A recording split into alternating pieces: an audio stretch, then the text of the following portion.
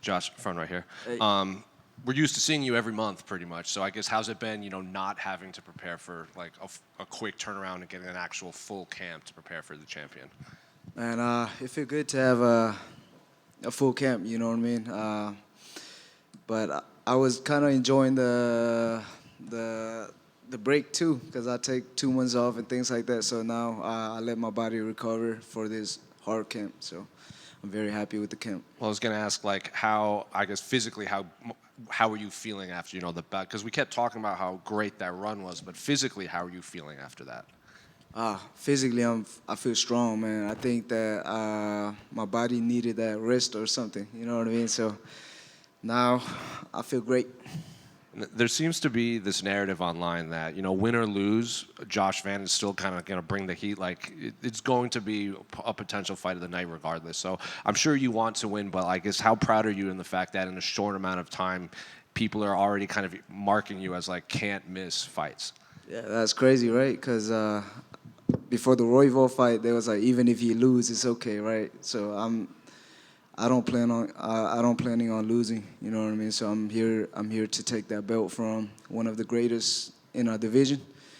So that's the goal, and I stay at that. And I heard this story from one of your coaches. I can't remember which one, but he said like on day one he put you through the ringer, and then you stuck around and you kept at this. So I guess from that moment to now, like I guess what's been the biggest difference in learning curve you experienced from your first day in that gym to now preparing to fight who many consider one of the greatest flyweights of all time?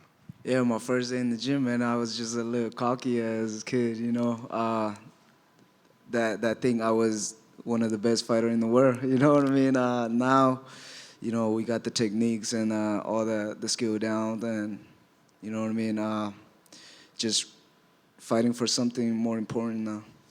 And with Pantoja, I think, especially the last couple of fights, I think fans kind of know what to expect. He walks forward, he kind of pushes through his opponent's offense and then looks for the takedown, submits him pretty quickly. So I guess what are his opponents doing wrong, I guess, that Pantoja can take advantage of seemingly every time he goes out there? Yeah, like I always say, man, they give him too much respect. And you got to remember, I'm a counter puncher. So let's see if you want to rush in with that, you know what I mean? We have to wait and see come December 6th. And I've seen a few of your interviews where people are bringing up this old versus new like narrative, and you don't seem to like that. Like I see you shaking your head right now. So what is it about that narrative that kind of bugs you? Because, we got to give credit to Pantoja, man. He's the greatest of all time in my eyes, in our division. So this is what the up-and-coming versus the great. Yeah. And since your last fight, Kyoji rejoins the UFC. He got that big win call for the title. Tyra was just in here, and he thinks if he stops Brandon Moreno, he should get the title fight. But when we see these great champions lose, oftentimes they maybe get rebooked in the rematch right away just because he's been the champion for so long. So is Pantoja a guy that if you win, you're probably going to have to run it back with right away just based on his resume and the respect the UFC has for him?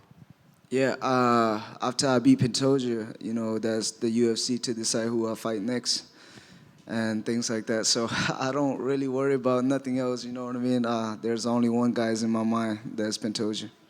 Just last one for me. How's, I guess, life changed for the people around you, too? Because it's one thing for you to experience this, but with the people that came along you on this ride, this rapid rise, how have they handled, I guess, the new attention at the gym? And, we've seen you in your church and everything. How's the family kind of reacted to this? A lot has changed, man. A lot has changed seeing Royval fight, Life is great. That's all I'm going to say, yeah, life is great. So Josh, what would it mean to bring the title back to Houston, but also represent Myanmar and have a Myanmar champion? Yeah, becoming the first Burmese UFC fighter was a history itself too, you know what I mean? And then just not only that, becoming like a UFC champion, it will mean the world to me, you know what I mean? And for Houston, Texas, man, they show me support and things like that, you know what I mean? As soon as they hear about this fight, everybody reaching me out, like, reaching out to me and things like that. They're like, hey, whatever you need, we are here. So Houston, Texas have been supporting me. are you still reading all of the comments and videos about your fights? Oh, for sure. You know, yeah. What's the funniest one you've seen so far, like as for a prediction for this fight? Well, I would say funny because they be like, yeah, Pantoja, you know? That was like, but then one of the funniest thing I read is like, yeah, he's a kid. Even if you lose, it's okay. You know, I think that's dumb. Yeah, Awesome. Good luck, man. thank you. Josh, up front. You and I talked a little bit yesterday about the diet, and there was like some comments about it, about McDonald's and things like that. There was a former NFL player, Chad Ochocinco, who was like an advocate for McDonald's. He said he ate McDonald's throughout his entire NFL career, and his explanation was like, all these guys are out here eating healthy, and these are the guys that are getting hurt, and I'm the guy that's eating like shit, and I haven't had a real bad injury in my whole life. Explain that, you know what I mean? Because a lot of guys are like, man, I don't know if a pro fighter should be eating McDonald's or things like that. Yeah, man. I get tired of eating healthy stuff. You know what I mean? Like it just look too healthy. You know what I mean? And I train like 3 times a day. So after my strength conditioning, I have like 30 minutes to go to the other gym. So you know what I mean? There's McDonald's in between. So you know what I mean? That's why I always stop by McDonald's and get burritos, hash browns, and an orange juice. Yeah. Do any of the guys at the gym give you shit for it? Oh yeah, for sure. My coach is like, yeah, you eating McDonald's? I'm like, yeah. But there's never been like a weight issue or anything like that? Nah, man, my weight is always great. And then we've seen like UFC fighters in the past have kind of like relationships with musicians. Like we'd see McGregor and Drake, or we'd see Dustin Poirier and Lil Wayne. Is there anybody specifically music-wise that you would ever like to, I don't know, link up with before a fight or something like that? Like maybe Chief Keef or, somebody out there. Yeah, that'd be dope, right, Chief Keef? That's who I come out to almost every fight. So, but nah, I never really thought about that. Yeah. Josh, over here. Hey. Are you satisfied with your preparation for this fight, in terms of takedown defense and submission defense? Yeah, yes, I'm very, very happy with my preparation for this fight. Yeah, because we haven't seen your submission defense. So can you expand that? Yeah, a lot of people haven't seen my submission defense because nobody really tried to submit me. Yeah. Okay. How did you prepare mentally for this title fight? My mentor is always ready. You know what I mean. I was ready for the title fight 2 fights ago. You know what I mean. So I'm ready. Yeah. Last year, this time, you were here with Cody Darden. Right, this time you were early prelim, and then now, in just a year, you're fighting for title fight. How do you feel about that? I feel great, man. Especially after I see myself on the poster. I look damn good in that poster. You know what I mean. So I'm very, very happy with what's happening right now. Okay. If you win this fight, do you want to defend the title in the White House? Yeah, when I win the fight, I want to defend the title wherever the UFC want me to defend it. Okay. Is it your family, all your family coming? Is it your mom going to be by the ringside supporting you in this fight?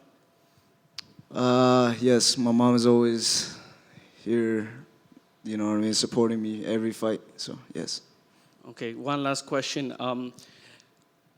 မြန်မာပရိသတ်တီကိုမြန်မာလူနဲ့နိုင်ငံတကာနဲ့အားပေးနေတဲ့မြန်မာပရိသတ်တီကိုပေါ့နော်မြန်မာလူနဲ့ဗာစကားလေးတစ်ခုဗာများပြောချင်လဲ မြန်မာပရိသတ်တွေအကုန်လုံးကျွန်တော်အရင်ဝန်တာပါတယ်ကျွန်တော်ကိုအားပေးတဲ့အတွက်လူတွေလည်းကျွန်တော်ဝန်တာပါတယ်ကျွန်တော်အကောင်းဆုံးကြိုးစားမယ်ပြီးရင်ကျွန်တော်တို့UFC ကပတ်ကိုယူမယ် Thank you. Thank you. Joshua, over here. Hey. You just mentioned how important it is for you to represent your country and also Houston. But what does it mean for you to represent the new era of fighters? Because you will be the first fighter born in the 2000s to fight for the title belt. Yeah. It feels great to represent the younger generation. You know what I mean? Like, look at that shit. Like, the 20s. You know what I mean? The first Yeah. guy to born in the 2000s. That's history too. You know what I mean? So now I'm just feeling like every time I fight, there's history, the new history and things like that. So I feel great. And some people have questioned how fast that you have climbed to the title shot. Do you think this fight against Pantoja is the right moment to prove people that you are exactly where you're meant to be? Yes, I feel like this is the right time, the perfect timing. You know what I mean? So, because mentally and physically, I'm prepared. Thank you, Joshua. Josh, one more. Just because I know people are going to bring it up, you called Pantoja the GOAT at flyweight, and people are obviously going to kind of clip that and say, oh, what about DJ? Some people think he's the greatest fighter in any weight class. So I guess why do you consider Pantoja the GOAT over Demetrius Johnson? Well, I started watching UFC fight after 2017, so like I don't really see Demetrius Johnson fight. So you know what I mean. All I see is Pantoja, and you know what I mean.